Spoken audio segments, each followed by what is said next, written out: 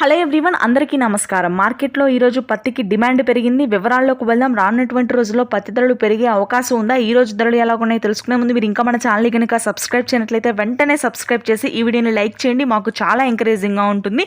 వివరాల్లోకి వెళ్ళినట్లయితే ఈరోజు వరంగల్ వ్యవసాయ మార్కెట్లో క్వింటా పత్తి గరిష్టంగా 7,500 అయితే కనిష్టంగా 5,800 కాగా మోడల్ ధర 6,800.